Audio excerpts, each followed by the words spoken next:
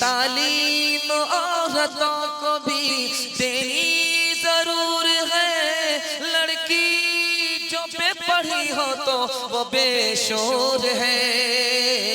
उसने मुआशरत में सरासर फतूर है और इसमें वालिदैन का बेशक कसूर है।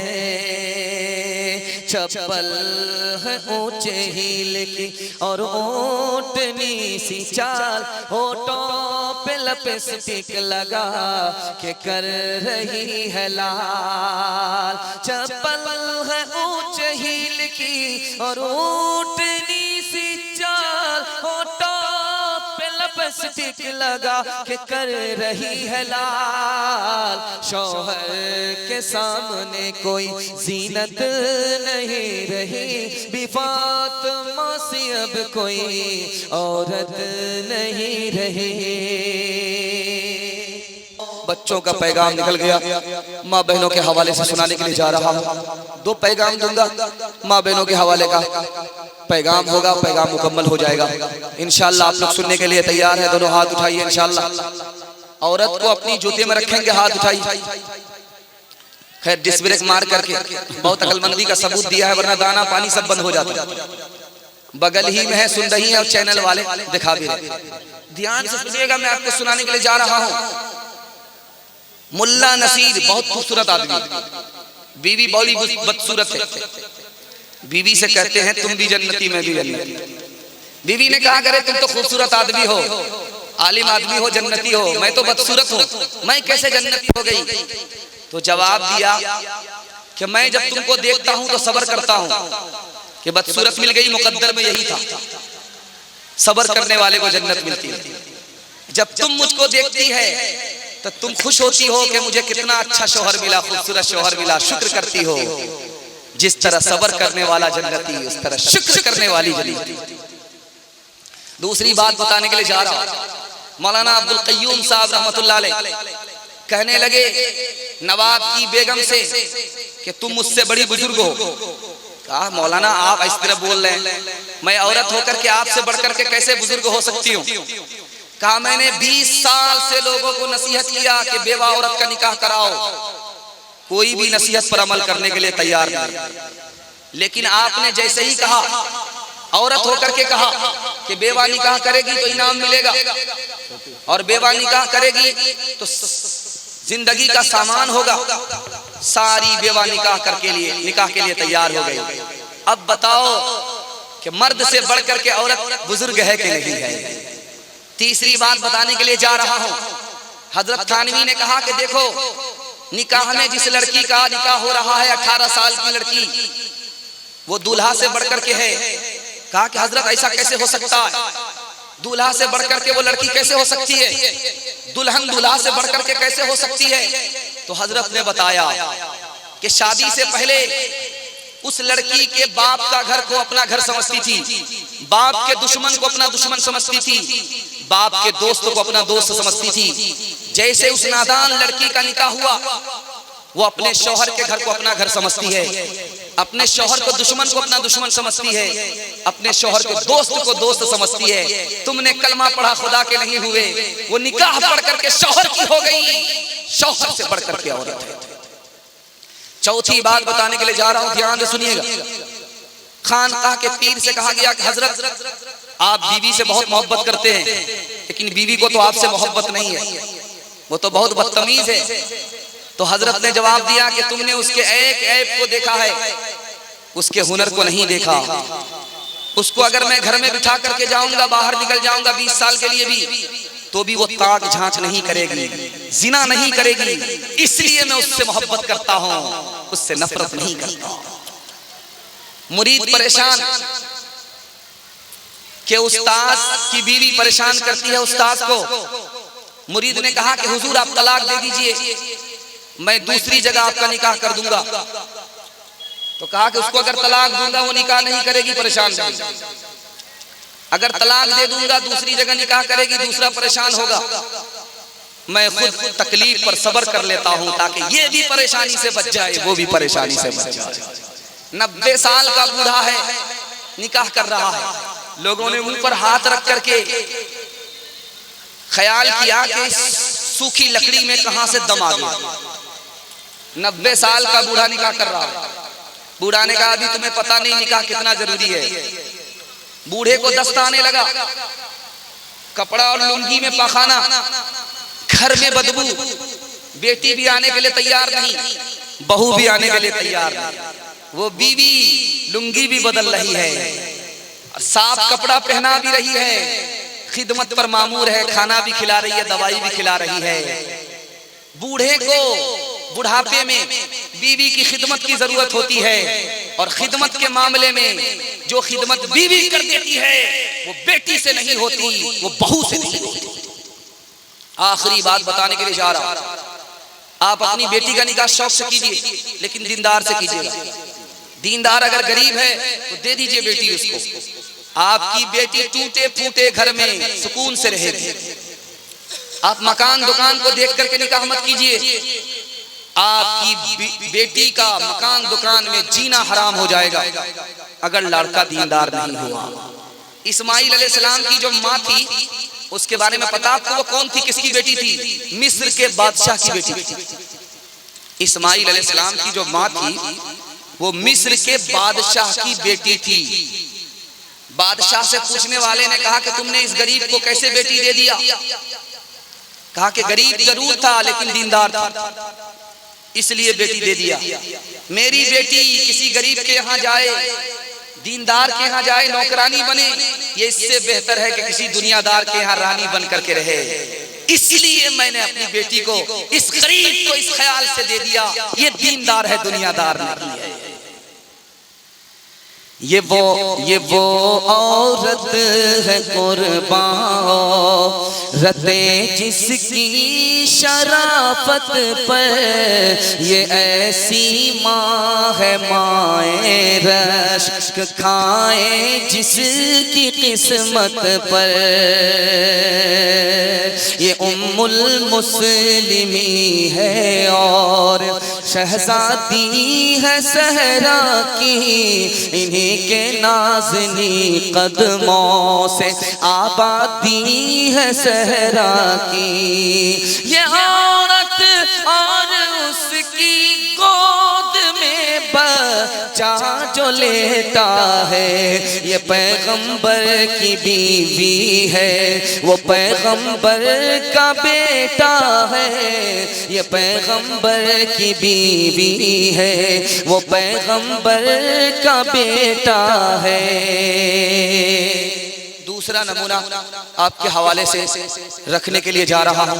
औरतों के नाम, फिल्मी हीरोइन कौन होती है ये मैं आपको मुताला रखने के लिए जा रहा हूं, सुनाने के लिए जा रहा हूं। आप लोग सुनने के लिए बैठे हैं। जलसा आपका निकल गया है, थोड़ा सा जलसा सिर्फ बाकी रह गया है। इंशाअल्लाह आपको बाकी मेहमानों को सुन करके जलसा को मुकम्मल कराना है। एक बार जोश के साथ हाथ उठाइए।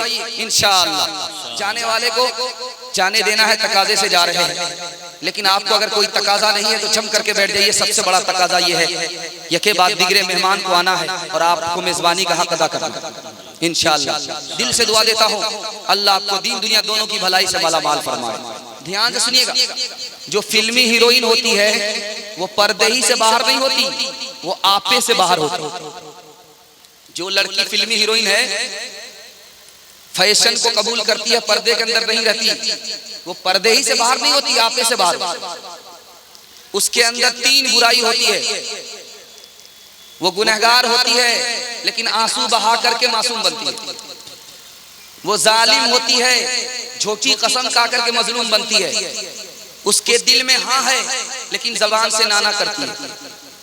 जो औरत फिल्मी हीरोइन होती है, लालच बहुत होता है, कपड़े का लालच, जेवर का लालच, इसका लालच, उसका लालच। इस लालच में उसकी जान भी जाती है, उसकी आबरू भी जाती है। कपड़ा संदूक में भरा हुआ है, पूछा जाता है कपड़ा उपड़ा है, क्या कपड़ा है? 2-4 चितरे। पेटी में बर्तन भरा हुआ है, पूछा जाता है बर्तन उर्तन है? कहा क्या बर्तन है? 2-4 ठेकड़े हैं।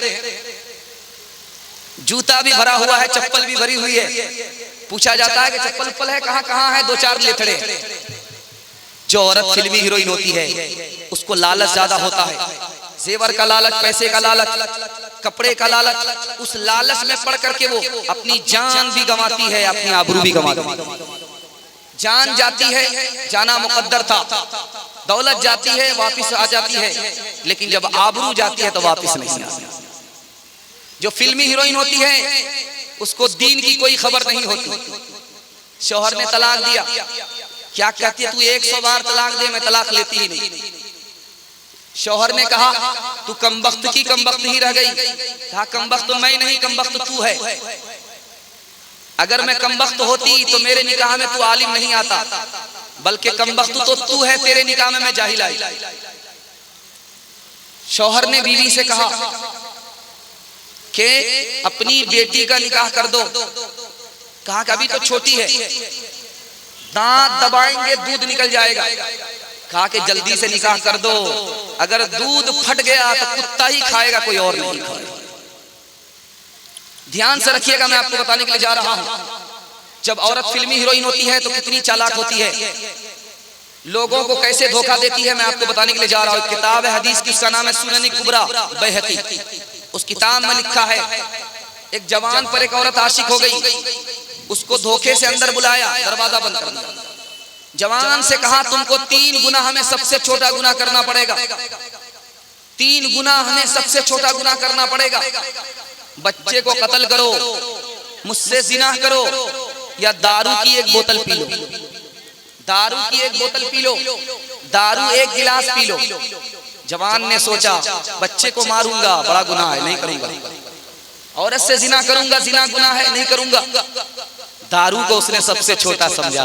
औरत को यही कराना ही था। औरत कितनी चालाक थी, जवान को धोखे में ले लिया। जवान ने समझा कि दारू पीना बिल्कुल छोटा गुनाह है। जैसे ही दारू की एक बोतल हलक के नीचे उतारा, नशा सर पर आया, बच्चे को कत्ल किया, औरत से जिना किया, एक शराब आई, सारा गुनाह हो गया। ध्यान से सुनिएगा, मैं आपको सुनाने के लिए जा रहा हूं। पीर साहब बस्ती में आए तो औरत ने खाना पकाया कि पीर साहब खाना खा लो। एक दूसरी औरत आई कि पीर साहब इसके यहाँ खाना मत खाओ, इसके यहाँ दाल पका है, मेरे यहाँ खाना खाओ, मेरे यहाँ मुर्गा पका। मुर्गा का नाम सुनकर के पीर का पैर फिसल गया। इस औरत से कहा कि तुम्हारे यहाँ कल खा लेंगे, आज उसके यहाँ खा लेते।